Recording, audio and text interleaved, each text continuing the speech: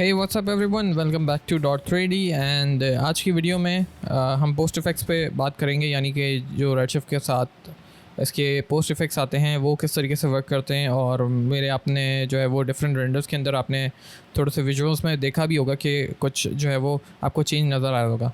So post effects को use करने का बहुत ही ईजी तरीका है और हमारे पास ऑफ कोर्स यहाँ पर जो है वो 3D मॉडल या पॉलीगॉन होना चाहिए ताकि हम उसके ऊपर इजीली डिस्प्ले कर सकें। अच्छा, पोस्ट इफेक्ट्स के लिए आप हाईलाइटेड जो चीज़ें होती हैं, यानी कि हाईलाइटेड टेक्सचर होता है, वो आप उसके ऊपर अप्लाई कर सकते हैं और उसके ऊपर इजीली देख सकते हैं। सो मैं यहाँ पर एक रिंग का मॉडल जो है वो यूज़ करूँगा और मेरा मॉडल जो है वो ऑलरेडी तैयार है। बैकग्राउंड, कैमरा, लाइट्स वगैरह जो है वो मैंने सब सेटअप किया हुआ है। हम यहाँ से मॉडलिंग स्टार्ट करते हैं और देखते हैं कि पोस्ट इफेक्ट्स किस तरीके से वर्क करते हैं।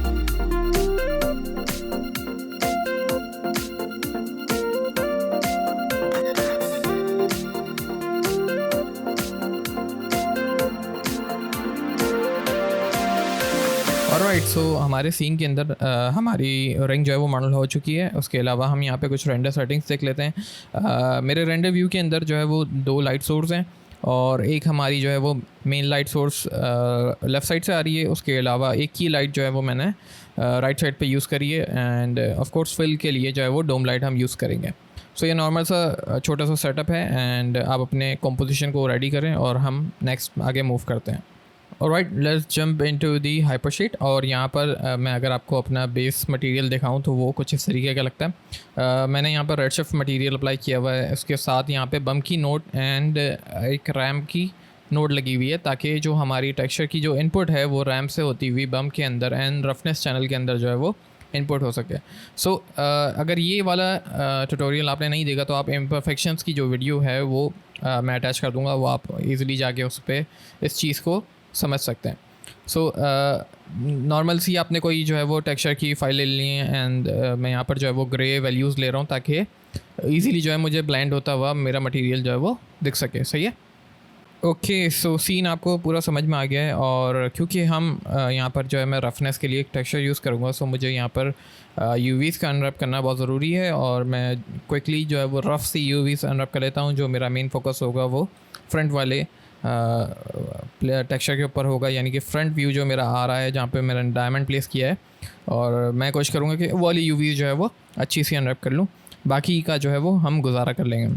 सो क्विकली इसको भी अनरैप करते हैं और जो हमारा नेक्स्ट जो मेन टॉपिक है यानी कि पोस्ट इफेक्ट्स का, हम उसकी तरफ जो है वो मूव करते हैं।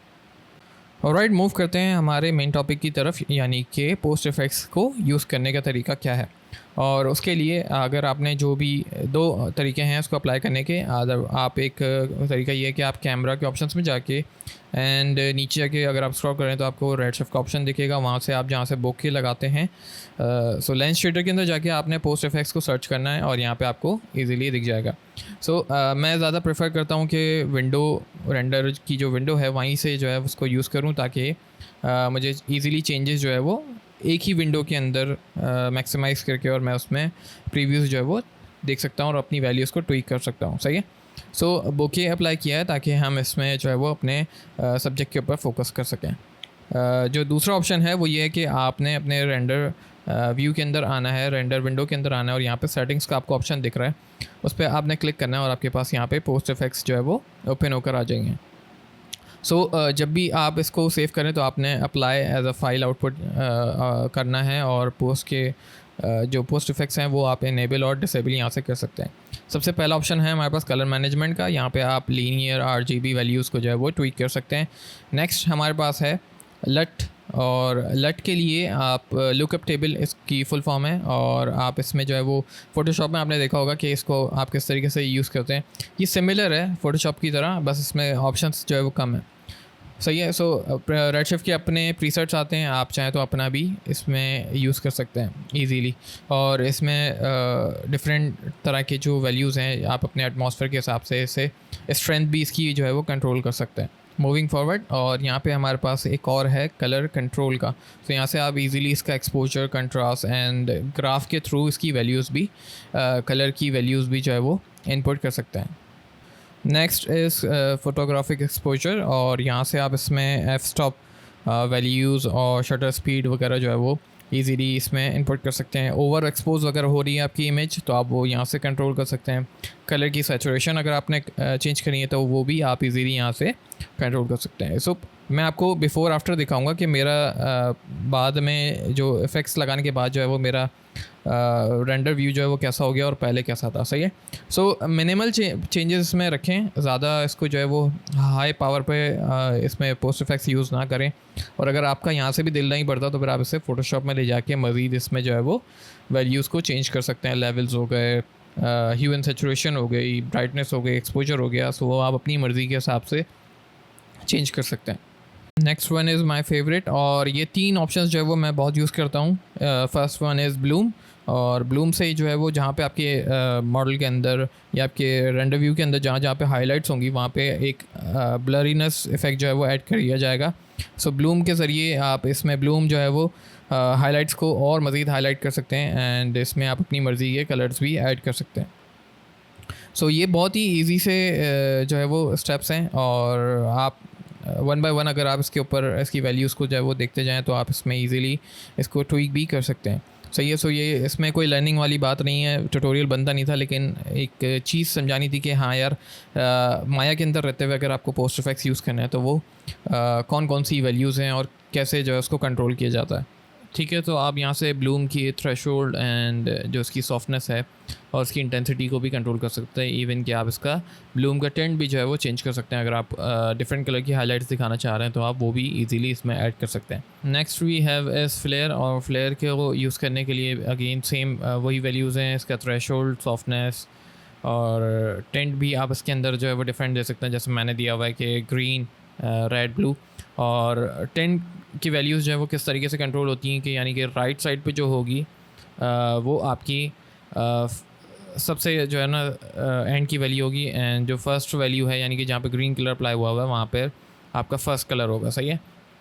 सो ये left to right to left work करेगा। सही है। और इसके अलावा इसकी intensity and other halo settings जो है वो आप इसमें चेंज कर सकते हैं। सही है। सो अपने सब्जेक्ट के अकॉर्डिंग, अपने मॉडल के अकॉर्डिंग जो है आप इसके ऊपर जैसे कि मैंने पहले बताया कि आप पोस्ट इफेक्ट्स को जो है वो अपने सब्जेक्ट के अकॉर्डिंग इसको यूज़ करें। सही है। बहुत ज़्यादा नहीं कर दिएगा, बस इसको मिनिमम ही रखें ताकि ये जो है ना एक तरह से सोबर लुक देने के लिए आप इसको यूज़ कर सकते हैं।